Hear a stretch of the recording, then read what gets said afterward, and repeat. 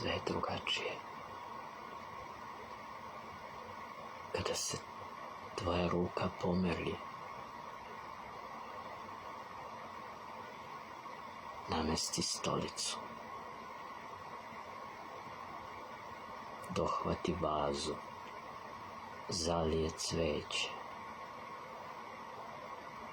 ili prosto dok drži cigaretu namešta kosu. Nekako sve dođe na mesto, ispuni smislo i dobije puninu i razlog postojanja, prostor za trpelje.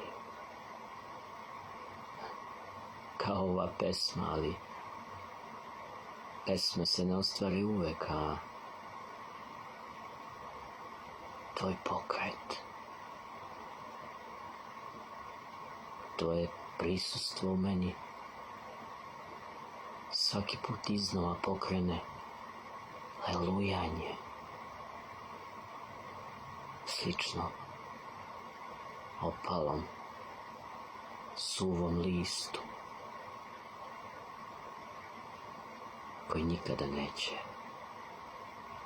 pasti na zemlju.